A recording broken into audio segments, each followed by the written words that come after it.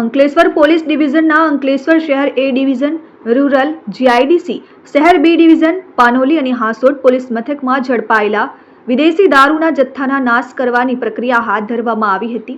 Hansot road ઉપર આવેલ આંબળા ખાડી પાસે પ્રાંત અધિકારી ભવદીપસિંહ જાડેજા, ડીવાયએસપી ડોક્ટર કુશલ ઓઝા અને મામલતદાર કરણસિંહ રાજપૂત તેમજ નશાબંધી અધિકારીઓની ઉપસ્થિતિમાં 6 પોલીસ મથકમાં ઝડપાયેલા ₹1,18,32,000ના વિદેશી દારૂની 1 લાખ નંગ બોટલ ઉપર રોલર ફેરવી નાશ કરવામાં આવ્યો. આ વિદેશી દારૂના નાશની પ્રક્રિયા દરમિયાન 6 પોલીસ મથકના પોલીસ ઇન્સ્પેક્ટરો સહિત પોલીસ કર્મચારીઓ હાજર રહ્યા હતા.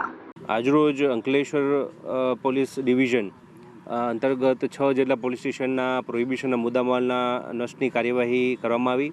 જેમાં અંકલેશ્વર એસડીએમ સાહેબ તથા નશાબંધી અધિકારી સાહેબ તથા અમોની હાજરીમાં આ તમામ મુદ્દામાલ કે જે લગભગ 1,18,00,000 જેટલો થાય છે, લગભગ 1 લાખ જેટલી બોટલો આજરોજ અંકલેશ્વર સબ ડિવિઝનમાં સમાવિષ્ટ 6 પોલીસ સ્ટેશનોનો અંદાજે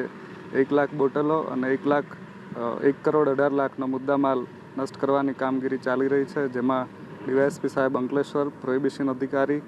મામલતદાર તથા તમામ પોલીસ સ્ટેશનોના પીઆઈ હાજર છે અને કામગીરી પૂર્ણ થવાના. Dharmesh Patel, RN news, Ankleshwar.